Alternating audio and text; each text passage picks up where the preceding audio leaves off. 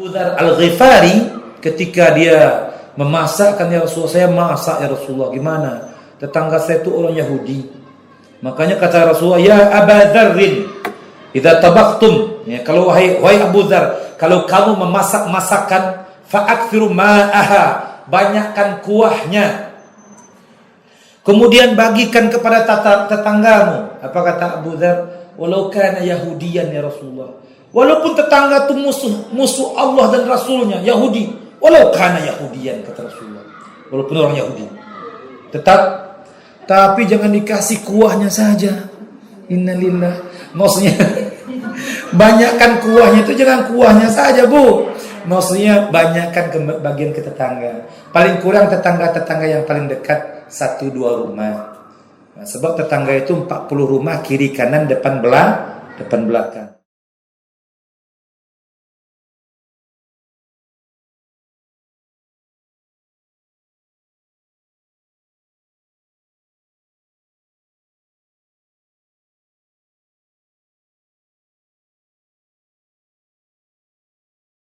Ustaz, tadi Ustaz lihat judulnya Merajut Ukhuwah. Sebenarnya memang kenikmatan yang hebat juga nanti kita di akhirat adalah kita bertemu dengan sahabat-sahabat kita.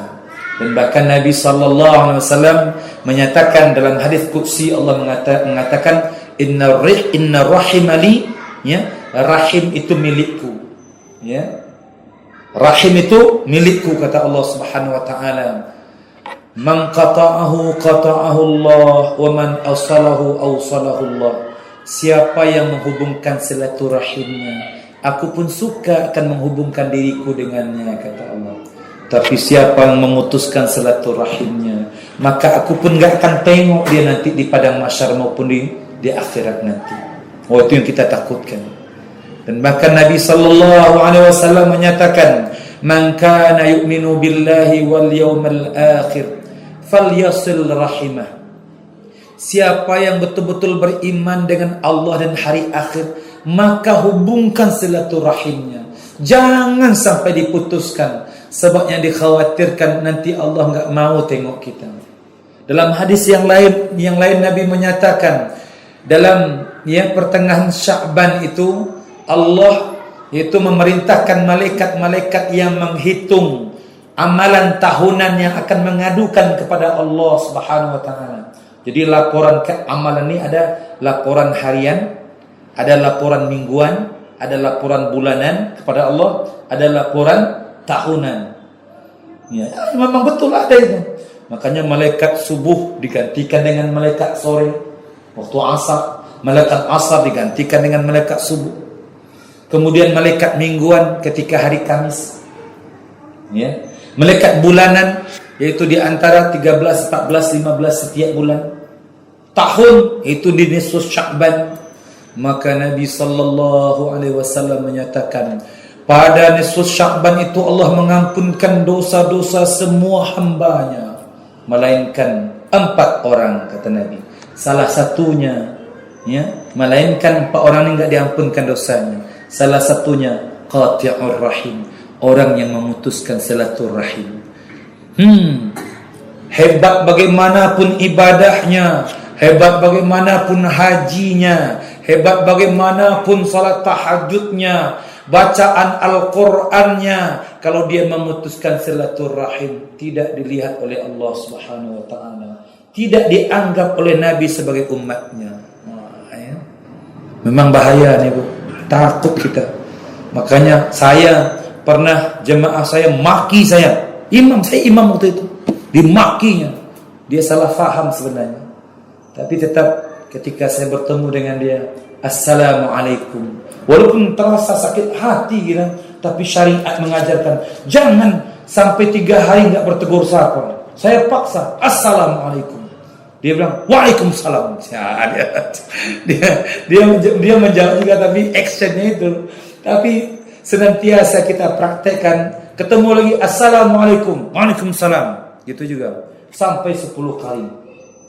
Yang ke-10 kalinya senyum dia. Yang ke-11 kalinya baru turun saya dari mobil, assalamualaikum Ustaz, ayo minum kopi. Ya, masya Allah. Sebenarnya intinya kita memang diuji oleh Allah sedikit aja. Jangan sampai kita melengos, dia lebih melengos lagi. Sebab syaitan itu dia suka kalau kita berpisah-pisah. Makanya senantiasa kalau bisa masuk masjid nih kita senyum dengan kawan-kawan kita, ya, supaya hubungan kita semakin akrab. Kalau bisa memang setelah sholat itu nggak apa-apa kita bersalaman. Sebab di luar kita sudah sibuk, kesempatan kita di masjid bersalaman. Tidak bid'ah pun, ya. Sebab kata Nabi SAW, "Idzal taqal mu'minani thumma yatasafahani." Kalau bertemu dua orang mukmin kemudian dia bersalaman, ya, maka malaikat memintakan ampun terhadap dosa dua orang ini hatta yatafarraqa, sampai dia berpisah. Allahu akbar. Jadi bersalaman setelah salat itu enggak bid'ah. Sebab apa? Salat itu adalah dimulai dengan takbir, diakhiri dengan salam. Setelah salam itu enggak ada masalah. Yang enggak boleh itu kalau seandainya ustaz sedang salat, kemudian dia salat juga, dia salam semua. Itu baru bid'ah, ya, enggak boleh. Ya? Sedang salat bersalaman itu baru enggak boleh. Sedang habis salat itu ya enggak apa-apa. Main HP, bersalaman, pergi ke WC kan itu boleh, ya. Nah, ya. Jangan dikatakan bid'ah pula. Apatah lagi sallallahu ala Muhammad. Ya Allah, dia bertemu karena Allah, ya, dia karena kecintaan Rasulullah, ya, boleh. Masya Allah, kadang-kadang janganlah memahami agama itu tekstual, tapi kontekstual, ya, kalau bisa. Seperti itu. Habis sholat jangan bersalaman ketika sholat. Yang nggak bisa, nggak boleh itu kita sholat. Sallu kama ra'aitumuni usalli. Sholat kamu seperti mana saya sholat. Nggak boleh ditambah, nggak boleh kurang. Sholat. Habis sholat nggak masalah, ya. Yang penting habis berzikir dulu, berdoa kepada Allah, kemudian kita saling akrab. Dan sebenarnya Rasulullah juga mengatakan, aku lebih suka sholat di rumah, kata Nabi. Kalaulah bukan Allah memerintahkan kepadaku untuk sholat di masjid, untuk mengadakan sholat berjamaah, maka aku lebih suka sholat di rumah, kata Nabi SAW. Makanya sholat sunat itu lebih diutamakan di rumah. Nawwiru buyutakum bil Quran wa bis salah. Hiasilah rumah kamu dengan Al-Quran dan salat. Maksudnya berikan cahaya rumahmu dengan Al-Quran dan salat. Semestinya salat sunat itu di rumah. Sebab Nabi mengatakan, aku lebih suka untuk salat di rumah. Tapi salat fardu ini digalakkan untuk di masjid. Sebab ada sosialnya, ada unsur sosialnya. Kadang-kadang kawan yang ada masalah, dia cemberut gitu kan. Wajahnya wajah Abu Sangkam Tarira. Itu wajah ahli neraka. Ahli neraka itu wajahnya masam. Makanya orang yang beriman ini nggak boleh wajah masam. Ya, harus senyum terus. Ketemu orang, assalamualaikum. Ya, ketemu walaupun keluar masjid ini ketemu orang, assalamualaikum. Ya Allah, kalau itu terlaksana, ketemu lagi di jalan, assalamualaikum. Tapi di sini kita kebiasaan, kita di kampung saya juga susah. Assalamualaikum, katanya. Itu aja. Ya Allah, kadang-kadang saya mau ngucapin salam rasa berdosa juga. Sebab menjawab salam wajib. Enggak dijawab sama orang kamu saya. Assalamualaikum. Ayo. Astagfirullah, ya Allah. Sedangkan Nabi sallallahu alaihi wasallam ada 4 perkara. Kalau kamu melaksanakan 4 perkara ini, kamu akan selamat masuk surga. Apa 4 perkara itu? Afsus salam, kata Nabi, sebarkan salam. Dan dalam hadis yang lain, afsus salam ala man arafta wa man lam ta'rif. Sebarkan salam kepada orang yang kamu kenal maupun orang yang tidak kamu kenal. Dan dalam riwayat yang lain Nabi mengatakan, akan datang suatu masa tanda-tanda kiamat, tanda-tanda kecil kiamat, yang mana orang bersalam hanya kepada orang-orang yang dia kenal. Ini sudah termasuk tanda-tanda kecil kiamat. Nah, ya, bismillah, sampai sedikit. Bismillah. Makanya sebarkan salam. Kalau bisa memang di rumah tangga kita juga jangan lupa jangan lupa salam ini. Kalau ayah pergi keluar, assalamualaikum. Ya Allah, selamatkanlah istriku dan anak-anakku dan rumahku, ya Allah. Dijawab sama istri, waalaikumsalam warahmatullahi wabarakatuh. Ya Allah, selamatkan suamiku, ya Allah, dan halalkan, selamatkan supaya dia halal dalam mencari rezekinya, selamat daripada bermaksiat kepadamu, selamat daripada kejahatan makhlukmu, selamat sampai di ke rumah. Ustaz mengucapkan salam juga tadi. Assalamualaikum warahmatullahi wabarakatuh. Dijawab, Waalaikumsalam warahmatullahi wabarakatuh. Maknanya apa? Bapak, Ibu, semua selamat daripada kejahatan Ustaz. Kejahatan saya. Dan dijawab juga, Waalaikumsalam warahmatullahi wabarakatuh. Ustaz pun selamat daripada kejahatan kalian. Ya. Jadi, coba ahli surga tu saling mengucapkan selamat nanti. Kita mulai daripada di dunia ini. Kita latihan di dunia ini. Selalu kalau kita nggak latihan di dunia ini, kita mungkin nggak dapat ke sana nanti. Sebab dunia ini tempat kita latihan untuk menuju akhirat. Makanya kalau ingin menjadi ahli surga, maka praktekkanlah gambaran-gambaran ahli surga itu yang saling mengucapkan salam sesamanya. Yang kedua, siapa yang akan masuk surga dengan selamat? Kata Nabi, yang pertama, afsus salam. Ya, lupa juga Ustaz. Kemudian salam itu kepada orang yang nggak kita kenal pun salam juga. Ustaz, kalau dia Kristen, saya nggak tahu dia Kristen. Ingat, yang penting kita sudah mengucapkan apa yang disampaikan Nabi SAW. Kalau dia Kristen, kita kan nggak dihukum oleh Allah kalau kita nggak tahu.